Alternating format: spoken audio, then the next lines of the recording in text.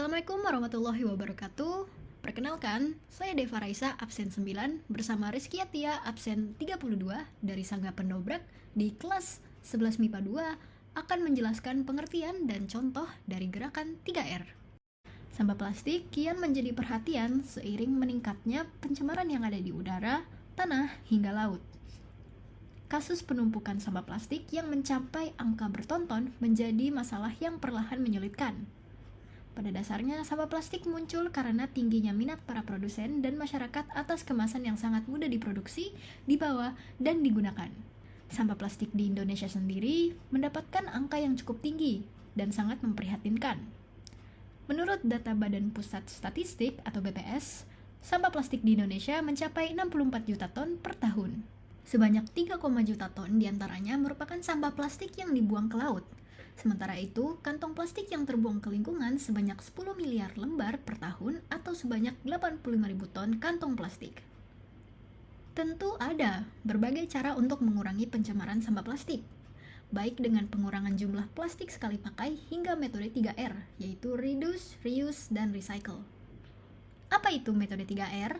Bagaimana efeknya dan cara kerjanya dalam mengurangi penyebaran sampah plastik? Pengertian Reduce, Reuse, Recycle. Metode 3R atau Reuse, Reduce, dan Recycle merupakan salah satu cara terbaik dalam mengelola sampah dan menangani sampah plastik dengan berbagai jenisnya. Penerapan sistem ini juga sangat baik untuk mengelola sampah dari berbagai jenis plastik dari yang aman hingga beracun. Pengelolaan sampah dengan sistem 3R mampu dilakukan oleh hampir semua orang serta tidak jarang hal-hal yang diproduksi mampu menghasilkan nilai ekonomis. Dilansir dari laman Waste for Change, Reduce, Reuse, dan Recycle merupakan konsep dan urutan langkah untuk mengelola sampah dengan baik. 1. Reduce. Reduce sendiri memiliki arti mengurai sampah. Maksud dari langkah ini adalah mengurangi penggunaan produk yang nantinya berpotensi menjadi sampah. Langkah ini bisa dilakukan dan diterapkan untuk sampah atau produk sekali pakai, seperti kantong plastik belanja yang sudah dilarang di berbagai lokasi seperti DKI Jakarta.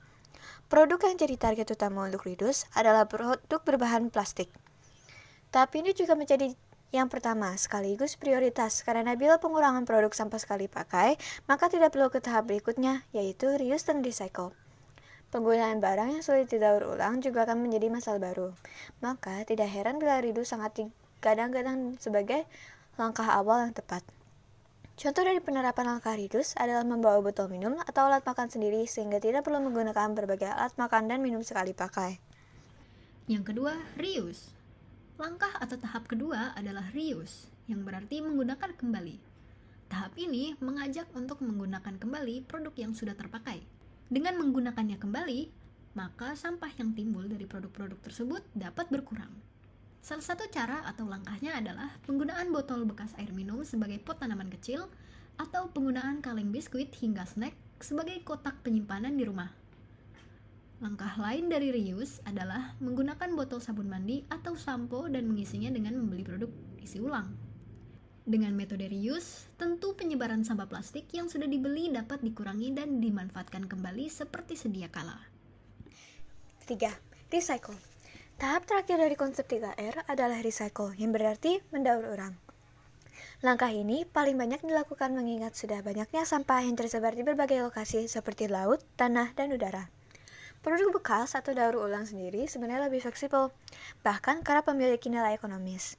Pemanfaatan sampah yang tidak terpakai hingga memiliki nilai tanpa mencemari lingkungan mampu mengurangi penyebaran sampah plastik secara drastis. Adapun produk yang didaur ulang memiliki desain yang unik dan sangat berbeda dengan jenis produk baru. Bahkan beberapa pihak membuat aksesoris dari alat daur ulang yang dapat bermanfaat untuk mendongkrak ekonomi lingkungan sekitar seperti lingkungan RT atau RW. Sekian dari kami. Wassalamualaikum warahmatullahi wabarakatuh.